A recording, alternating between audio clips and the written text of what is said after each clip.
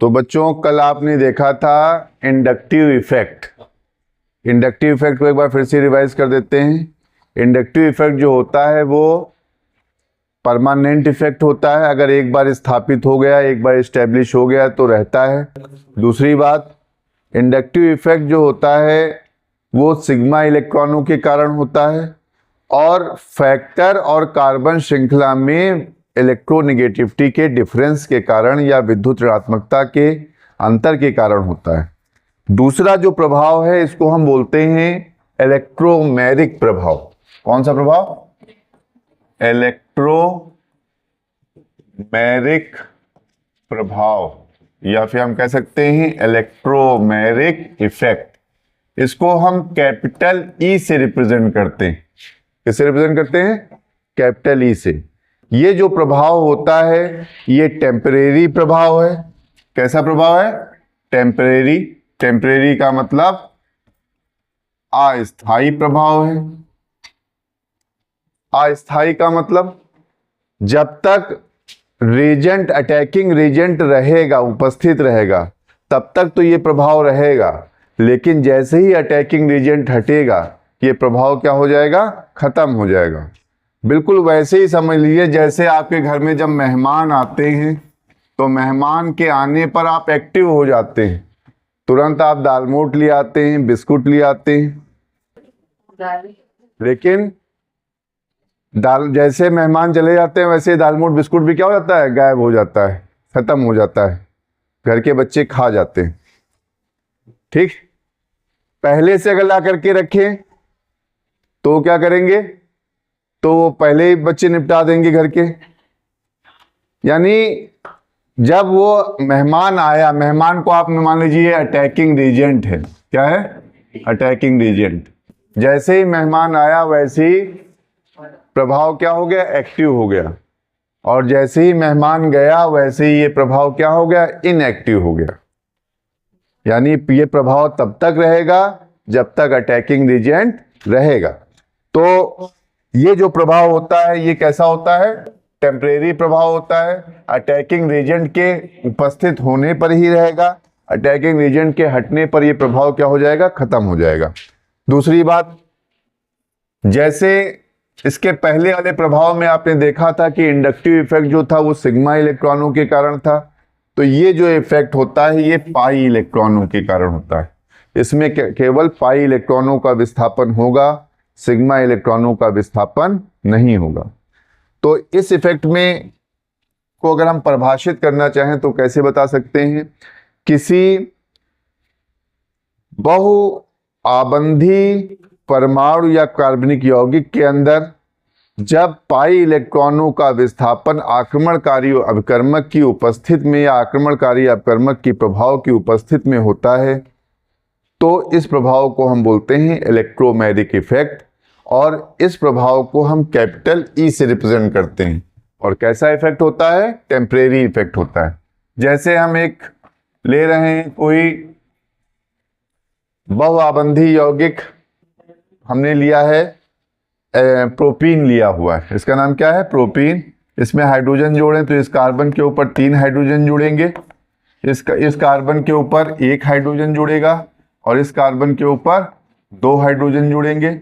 और हमने कोई आक्रमणकारी अपकर्मक ले रखा है, मान लीजिए कोई हमने ले रखा है अम्ल की उपस्थिति में क्रिया करा रहे हैं, तो अम्ल की उपस्थित है यानी हमारे पास कोई इलेक्ट्रोफाइल उपस्थित है H+, तो H+ की उपस्थिति में क्रिया करा रहे हैं। जैसे ही H+ आएगा इसके पास, इसके दरवाजे के सामने, वैसे ही ये जो अणु है, ये जो यौगिक है, इस यौगिक में जो पाई बॉन्ड है उन पाई बॉन्ड में हलचल उत्पन्न हो जाएगी। वो पाई बॉन्ड मूव करने लगेंगे। कब? जब ये आक्रमणकारी अपकर्मक इसके पास जाएगा। और ये इसका मूवमेंट किधर होगा? जिधर तरफ ये हाइड्रोजन की संख्या ज्यादा है, या फिर आप कह सकते हैं जिधर तरफ ये जो है H+ जाके जुड़ेगा, या आक्रमणकारी अपकर्मक जिधर तरफ जाके जुड़ेगा उधर तरफ इनका मूवमेंट होगा। तो ये इसका मूवमेंट इधर हुआ, तो अगला जो स्ट्रक्चर बनके तैयार होगा वो कुछ इस प्रकार का।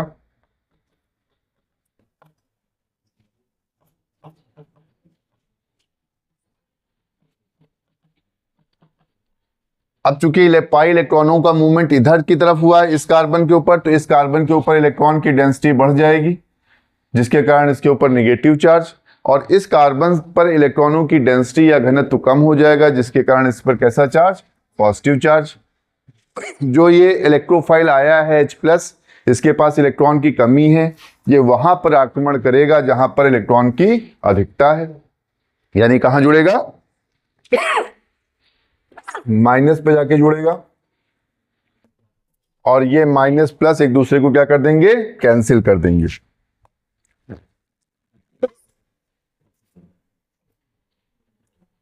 इस तरह से स्ट्रक्चर हमें ये प्राप्त हो जाएगा, इसको नोट कर ले।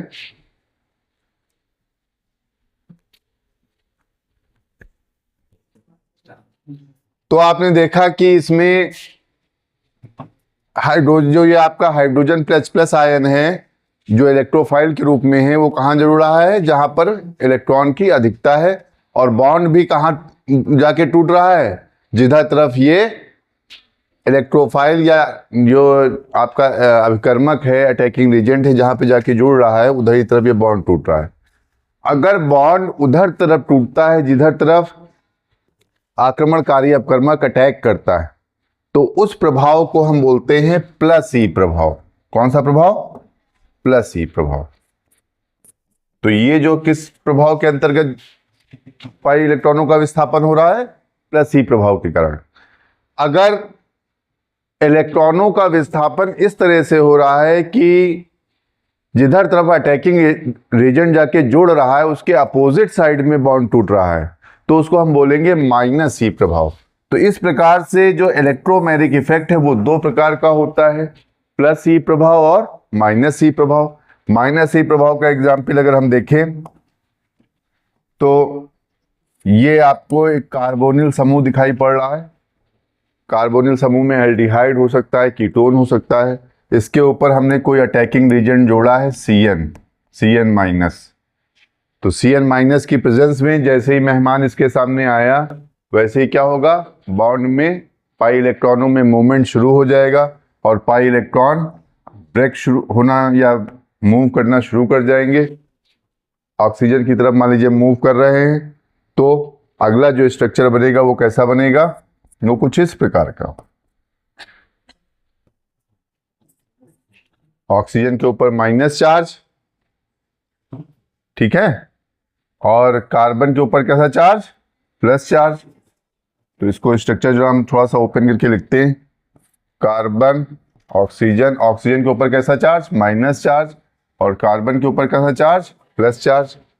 साइनाइड खुद कैसा है, निगेटिव चार्ज वाला है, यानी न्यूक्लियोफाइल है, और ये न्यूक्लियोफाइल या निगेटिव चार्ज वाला अपकर्मक कहाँ पे जुड़ेगा, जहां पर धनावेश की अधिकता है। तो ये कहाँ जुड़ेगा, इस कार्बन के ऊपर, क्योंकि कहाँ बॉन्ड किधर टूटा है, इधर तरफ टूटा है, तो साइनाइड किधर जुड़ेगा, कार्बन के ऊपर। तो साइनाइड इधर जुड़ गया, ये प्लस और ये माइनस एक दूसरे को क्या करेंगे, कैंसिल कर देंगे। तो अगला स्ट्रक्चर हमें ये प्राप्त होगा। आप देख रहे हैं जिधर तरफ ये ऑक्सीजन, जिधर तरफ ये बॉन्ड टूटा है, उसके अपोजिट साइड में क्या हुआ है, ये अपकर्मक जाकर के जुड़ा है। तो अगर अपकर्मक उस साइड में जुड़ रहा है जिधर तरफ बॉन्ड नहीं टूट रहा है, या जिधर तरफ अपकर्मक जुड़ रहा है बॉन्ड उसके अपोजिट साइड में अगर टूट रहा है, तो वहां पर माइनस ई प्रभाव। अगर अपकर्मक जहां पे जुड़ रहा है और उधर ही बॉन्ड टूट रहा है, तो वहां पर कौन सा प्रभाव, प्लस ई प्रभाव होगा। इसे नोट कर लीजिए।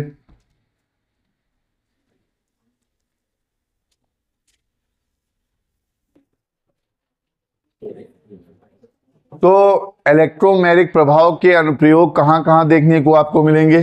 पहला अनुप्रयोग आपको देखने को मिलेगा कि जितने भी कार्बोनिल यौगिक हैं, वो सारे के सारे कार्बोनिल यौगिक जो योगात्मक अपक्रिया प्रदर्शित करते हैं, वो कौन सी योगात्मक अपक्रिया प्रदर्शित करते हैं, किस प्रभाव के अंतर्गत, इलेक्ट्रोमैग्नेटिक प्रभाव के अंतर्गत। यानी कार्बोनिल यौगिकों की योगात्मक अपक्रिया वाली जितनी समीकरण है, योगात्मक अपक्रिया, ठीक। इसके अलावा और कहां पर, इसके अलावा आप दूसरा जो से देख सकते हैं, एल्कीन पर जो हैलोजन अम्लों का योग होता है, एल्कीन पर हैलोजन अम्लों का योग, एल्कीन पर हैलोजन अम्लों का योग, ये भी किस प्रभाव के अंतर्गत होता है? इलेक्ट्रोमेरिक प्रभाव के अंतर्गत। तो कार्बोनिल यौगिक में योगात्मक अपक्रिया भी हमने आपको दिखाया था, साइनाइड मूलक की क्रिया करके दिखाई थी। साइनाइड एक न्यूक्लियोफिलिक अपकर्मक है जो जाके अटैक करता है कार्बन के ऊपर, कार्बन के उस भाग पर अटैक करता है जहां पर बॉन्ड जिसके अपोजिट साइड में जुड़ता है। एक बार फिर से देख ले, जैसे मान लीजिए ये कोई कार्बोनिल यौगिक है और इस पे साइनाइड माइनस मूलक अटैक करने आया है, ये एक न्यूक्लियोफाइल की तरह है। किसकी तरह है? न्यूक्लियोफाइल की तरह। न्यूक्लियोफाइल और इलेक्ट्रोफाइल क्या होते हैं, ये अगले लेक्चर में बताया जाएगा कि क्या न्यूक्लियोफाइल होते हैं, क्या इलेक्ट्रोफाइल होते हैं। तो ये न्यूक्लियोफाइल जब अटैक इसके सामने जैसे पहुंचेगा इस कार्बोनिल यौगिक के सामने, तो इसके पाई इलेक्ट्रॉनों में हलचल उत्पन्न हो जाएगी और पाई इलेक्ट्रॉन उधर तरफ टूटेंगे जिधर तरफ साइनाइड या फिर इलेक्ट्रोफाइल जाकर के जिधर जुड़ेगा उसके अपोजिट साइड में। तो जैसे इसके सामने पहुंचा वैसे बॉन्ड टूटा और बॉन्ड टूट करके सी के ऊपर पॉजिटिव चार्ज और ओ के ऊपर कैसा? Negative charge. तो सी के ऊपर जो पॉजिटिव चार्ज आया है इस पे कौन जुड़ेगा? Cn माइनस, और ये पॉजिटिव निगेटिव एक दूसरे को क्या कर देंगे? कैंसिल कर देंगे। और आप देख रहे हैं कि ये साइनाइड वहां जाके जुड़ा हुआ है जहां पर जिधर जो है बॉन्ड जिसके अपोजिट साइड में टूटा है। बॉन्ड इधर तरफ टूट रहा है ऑक्सीजन की तरफ, तो साइनाइड किधर जुड़ रहा है? कार्बन की तरफ। तो अगर इस तरह से कोई अपकर्मक जाके जुड़ता है या इस तरह से बॉन्डिंग का टूटना होता है पाई इलेक्ट्रॉनों का, तो उसे हम बोलते हैं माइनस ई प्रभाव। और प्लस ई प्रभाव में क्या होता है? प्लस ई प्रभाव का एक एग्जाम्पल लेते हैं। जैसे हमारे पास ये कोई एल्कीन है, इस एल्कीन में का योग हम किसी हाइड्रोजन हैलाइड से कराते हैं, मान लीजिए HCl से कराते हैं। तो HCl में ये Cl माइनस पार्ट कहाँ जुड़ेगा जाकर के? Cl माइनस पार्ट वहां पे जाके जुड़ेगा। जैसे मान लीजिए इधर तरफ टूटता है, किधर टूटता है? इस साइड में टूटता है। तो बॉन्ड कैसे भैया जुड़ेगा? सिंगल बॉन्ड, इधर तरफ इसके ऊपर माइनस चार्ज और इसके ऊपर कैसा चार्ज? Plus charge. ये Cl माइनस किस पे जाके जुड़ेगा? इस कार्बन के ऊपर। और हाइड्रोजन कहां पे जुड़ेगा? इस कार्बन के ऊपर। तो इसमें जो मेन जो आपका वो लिया गया है रिएजेंट, वो कौन सा लिया गया है? ये H+, जो किसकी तरह काम कर रहा है? जो काम कर रहा है इलेक्ट्रोफाइल की तरह, आक्रमणकारी अपकर्मक की तरह। तो आक्रमणकारी अपकर्मक जहां पे जुड़ रहा है उसके अपोजिट साइड में क्या हो रहा है? आक्रमणकारी अपकर्मक जिधर जुड़ रहा है उसके अपोजिट साइड में बॉन्ड टूट रहा है। ठीक है, आक्रमणकारी अपकर्मक जिधर तरफ जुड़ रहा है उसी तरफ क्या हो रहा है? बॉन्ड टूट रहा है। आक्रमणकारी अपकर्मक इसमें H+ इलेक्ट्रोफाइल है, बॉन्ड इधर तरफ टूट रहा है, तो आक्रमणकारी अपकर्मक भी क्या हो रहा है? उधर ही तरफ जुड़ रहा है। तो इस तरह से ये आप देख सकते हैं इलेक्ट्रोमेरिक प्रभाव के अनुप्रयोग। इसको नोट कर लीजिए।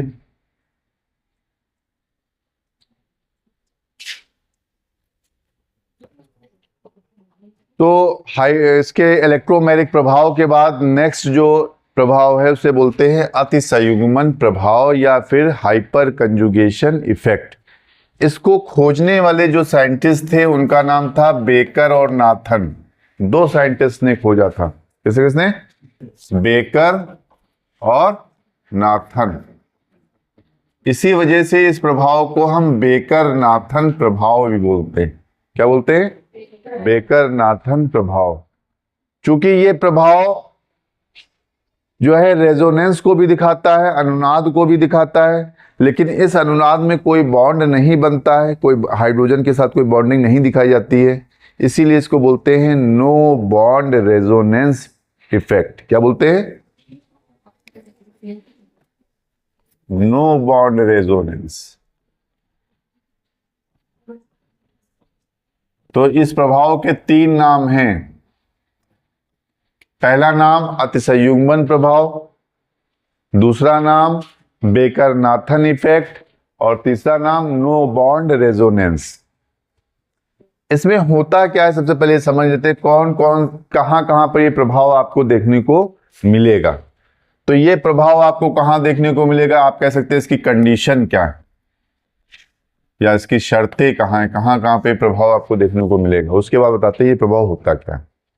ये प्रभाव आपको देखने को मिलेगा कार्बोकैटायन में। कहां पे? कार्बोकैटायन में। कार्बोकैटायन हमने आपको बताया है, बताया नहीं बताया? कार्बोकैटायन ऐसा कार्बन परमाणु होता है जिसके ऊपर पॉजिटिव चार्ज होता है। अगर आपको याद नहीं आ रहा है तो आप मेरा वीडियो पिछले लेक्चर में जाकर के देख सकते हैं, ठीक है। तो कार्बोकैटायन हो सकता है, इसमें कार्बन के ऊपर कैसा चार्ज होता है? पॉजिटिव चार्ज होता है। दूसरा हो सकता है एल्किल फ्री रेडिकल या फ्री रेडिकल हो सकता है। फ्री रेडिकल क्या होते हैं? फ्री रेडिकल ऐसे परमाणु या परमाणुओं के समूह होते हैं जिनके ऊपर अनपेयर्ड इलेक्ट्रॉन या फिर अयुग्मित इलेक्ट्रॉन उपस्थित होता है। जैसे इस कार्बन के ऊपर अगर हम अयुग्मित इलेक्ट्रॉन दिखा दे तो ये फ्री रेडिकल की तरह काम करेगा। या फिर एल्कीन में, किसमें? एल्कीन के अंदर ये हमें देखने को मिलेगा। तो हमें कहां कहां देखने को मिलेगा? हमें ये अतिसंयुग्मन प्रभाव किसी कार्बोकैटायन में देखने को मिल सकता है, फ्री रेडिकल्स में देखने को मिल सकता है और एल्कीन में। तीन जगह पर हमको ये देखने को मिलेगा, ठीक। अब इस प्रभाव को सबसे पहले हम कार्बोकैटायन में देखते। किसमें देखेंगे? कार्बोकैटायन। तो ये एक हमारे पास कार्बोकैटायन है,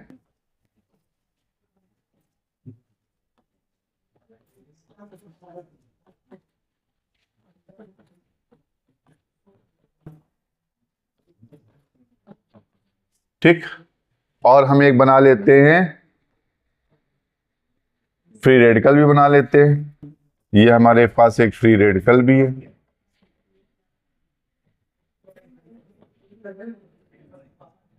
ठीक। कार्बोकैटायन में कार्बन के ऊपर क्या है? Positive charge. और फ्री रेडिकल में क्या है? कार्बन के ऊपर ऑड इलेक्ट्रॉन है। अगर हम देखें इसमें तो ये जो कार्बोकैटायन है, इस कार्बोकैटायन से इसको हम बोल सकते हैं इफेक्टिव सेंटर या सेंटर पॉइंट बोल सकते हैं, ठीक। तो सेंटर एटम जो होता है या एक्टिव सेंटर जो होता है, इसको एक्टिव सेंटर बोल सकते हैं। क्या बोल सकते हैं? Active centre. और ये भी क्या है? Active centre. एक्टिव सेंटर से जुड़ा हुआ कार्बन जो होता है उसको हम बोलते हैं अल्फा कार्बन। कौन सा कार्बन? अल्फा कार्बन के इसके पहले हमने बताया था कि किसी फंक्शनल ग्रुप से जुड़ा हुआ कार्बन क्या कहलाता है? Alpha carbon. जैसे मान लीजिए ये लिखा हुआ है, कोई कार्बन की श्रृंखला है, यहां पर CHO ग्रुप जुड़ा हुआ है और ये हाइड्रोजन जुड़े हुए इससे, तो ये हो गया फंक्शनल ग्रुप। और फंक्शनल ग्रुप से डायरेक्टली अटैच कार्बन क्या कहलाएगा? Alpha carbon. और अल्फा कार्बन के बाद बीटा कार्बन। तो ये कार्बन कौन सा हो गया? Alpha carbon. हमें अल्फा कार्बन से मतलब है, बीटा कार्बन से मतलब यहां पर नहीं है। तो अल्फा कार्बन इसमें ये हो गया। जो फंक्शनल ग्रुप से डायरेक्टली अटैच कार्बन होगा वो कौन सा होगा? Alpha carbon. उसी तरह किसी एक्टिव सेंटर से डायरेक्टली अटैच कार्बन जो होगा वो कौन सा कार्बन होगा? Alpha carbon. इसमें भी ये एक्टिव सेंटर है, एक्टिव सेंटर से डायरेक्टली अटैच कार्बन कौन सा होगा? Alpha carbon. और अल्फा कार्बन के से जुड़े हुए जो हाइड्रोजन होंगे वो क्या होंगे? Alpha hydrogen. जैसे ये अल्फा कार्बन है, इस अल्फा कार्बन से कितने हाइड्रोजन जुड़े हुए हैं? 2 हाइड्रोजन जुड़े हुए हैं। तो ये 2 हाइड्रोजन कैसे हो गए? Alpha hydrogen. उसी तरह इस अल्फा कार्बन से कितने हाइड्रोजन जुड़े हुए हैं? 3 हाइड्रोजन। तो ये तीनों हाइड्रोजन कैसे हो गए? Alpha hydrogen. इस अल्फा कार्बन से ये 3 हाइड्रोजन जुड़े हुए हैं, ये तीनों हाइड्रोजन कैसे हो गए? Alpha hydrogen. तो हमें इस प्रभाव में, हाइपर कंजुगेशन प्रभाव में, सबसे पहली बात हमारे पास क्या होना चाहिए, कार्बोकैटायन होगा तो वो हाइपर कंजुगेशन इफेक्ट दिखाएगा, फ्री रेडिकल होगा तो वो दिखाएगा हाइपर कंजुगेशन इफेक्ट, या फिर कोई एल्कीन होगा तब भी वो क्या दिखाएगा, हाइपर कंजुगेशन इफेक्ट दिखाएगा। तो ये 3 कंडीशन है। इसके अलावा जो मेन कंडीशन है वो क्या है कि जो उसमें कम से कम एक अल्फा हाइड्रोजन जरूर उपस्थित होना चाहिए, चाहे कार्बोकैटायन हो, चाहे आपका फ्री रेडिकल हो, या फिर एल्कीन हो। सब में क्या होना चाहिए, एक अल्फा हाइड्रोजन, न्यूनतम कम से कम एक अल्फा हाइड्रोजन जरूर होना चाहिए। तो अल्फा हाइड्रोजन कब होगा, जब अल्फा कार्बन होगा। तो एक अल्फा कार्बन और कम से कम एक अल्फा हाइड्रोजन जरूर उपस्थित होना चाहिए, तभी वो क्या दिखाएगा, हाइपर कंजुगेशन इफेक्ट दिखाएगा। तो भैया, तो आप देख रहे हैं इसमें क्या है, अल्फा कार्बन भी है और क्या है, अल्फा हाइड्रोजन भी है। ये अल्फा कार्बन भी है और इसके अंदर अल्फा हाइड्रोजन भी उपस्थित हैं। तो ये हाइपर कंजुगेशन इफेक्ट दिखा सकते हैं। कैसे दिखाएंगे वो देखते हैं।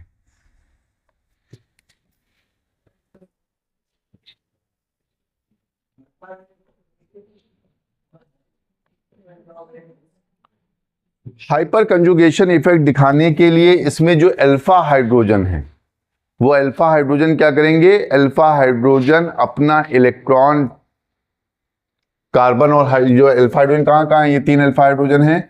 इन 3 अल्फा हाइड्रोजन में ये कार्बन का भी इलेक्ट्रॉन है और इस हाइड्रोजन का भी इलेक्ट्रॉन है। इसमें भी कैसी बॉन्डिंग है, साथ संयोजक बॉन्डिंग है। इस कार्बन का भी इलेक्ट्रॉन है और इस हाइड्रोजन का भी इलेक्ट्रॉन है। इसमें भी इस कार्बन का इलेक्ट्रॉन है और हाइड्रोजन का भी इलेक्ट्रॉन है। तो कोई भी अल्फा हाइड्रोजन ये रेजोनेंस दिखा सकता है, ये वाला। तो मान लीजिए ये जो हाइड्रोजन है ये हाइपर कंजुगेशन इफेक्ट दिखा रहा है, तो इसमें से ये क्या करेगा, अपने दोनों इलेक्ट्रॉन कहाँ छोड़ जाएगा, कार्बन के ऊपर। क्यों, क्योंकि कार्बन और हाइड्रोजन में कार्बन की इलेक्ट्रोनेगेटिविटी क्या है, ज्यादा है। तो कार्बन के ऊपर भैया कैसा चार्ज, माइनस का चार्ज, और हाइड्रोजन किस अवस्था में आ जाएगा, प्लस की अवस्था में। और यहां पर ये कैसा बॉन्ड, ये जैसा है वैसे ही रहेगा। और आप जानते हैं एक प्लस और एक माइनस मिलकर के क्या बना सकता है, बॉन्ड बना सकता है, क्योंकि माइनस के पास क्या है, एक इलेक्ट्रॉन है ना। तो ये बॉन्ड बना लेगा। अगला जो बनेगा स्ट्रक्चर कुछ इस प्रकार का, H और यहां पर क्या हो गया, H प्लस C, और ये बन गया H और ये H। ये माइनस प्लस क्या हो जाएगा, खत्म हो जाएगा कब, जब यहां पर एक बॉन्ड बन जाएगा।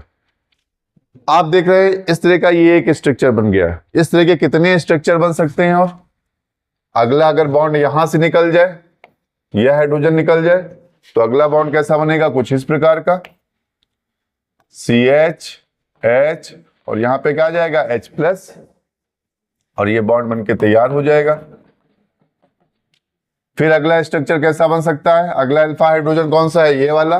तो इसमें से हाइड्रोजन निकल गए, तो अगला स्ट्रक्चर कैसा बनेगा भैया, C H, नीचे भी H बॉन्ड से जुड़ा होगा, और यहां पे क्या हो जाएगा, H प्लस, और यहां क्या बन जाएगा, बॉन्ड बन जाएगा, CH और H।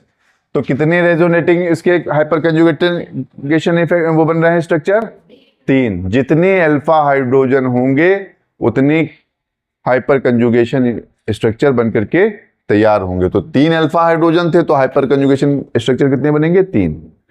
ठीक, जितने होंगे उतने बनेंगे। और ये एक खुद अपने आप में है स्ट्रक्चर, ठीक है। तो टोटल कितने बनेंगे, 4।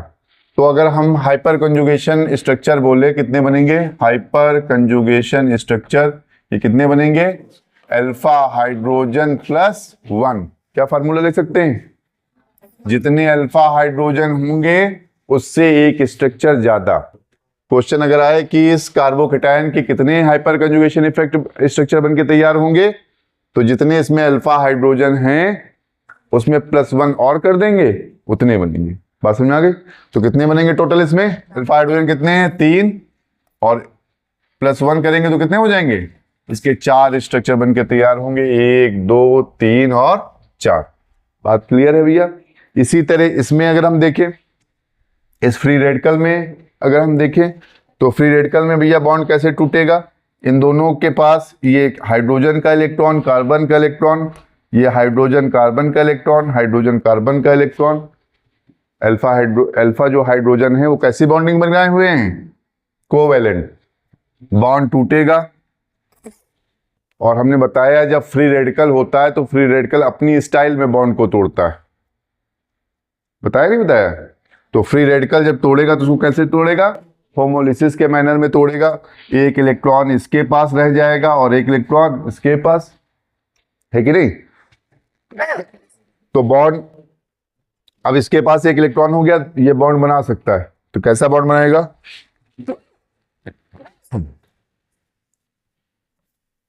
CH H single bond, C bond H H और 2 इलेक्ट्रॉन मिलके क्या बनाएंगे? बॉन्ड बना देंगे। अगला स्ट्रक्चर जो बनेगा कुछ इस प्रकार का, CH H C H H और यहां पर क्या क्रिएट हो जाएगा? एक बॉन्ड। और H क्या होगा? एक इलेक्ट्रॉन लेकर के इसके पास रहेगा, लेकिन इसके साथ बॉन्ड नहीं बनाएगा क्योंकि इसके पास केवल एक इलेक्ट्रॉन है। ठीक है? तो यहां बॉन्ड नहीं बन रहा है लेकिन हाइड्रोजन इसके पास है, तो इसको बोल रहे हैं नो बॉन्ड रेजोनेंस। क्या बोल रहे हैं? No bond resonance. ये घटना कहलाएगी नो बॉन्ड रेजोनेंस। इसको नोट कर लीजिए बेटा। इस तरह के इसमें कितने स्ट्रक्चर बनके तैयार होंगे? 1 2 3 तो इससे बनके तैयार होंगे ही, एक ही खुद 4 स्ट्रक्चर बनके तैयार होंगे। तो 4 हाइपर कंजुगेशन जो स्ट्रक्चर होंगे वो 4 बनके तैयार होंगे। इसको नोट कर लीजिए। फिर नेक्स्ट हम देखेंगे कौन सा? रेजोनेंस। रेजोनेंस को बोलते हैं अनुनाद। इसको नोट करिए।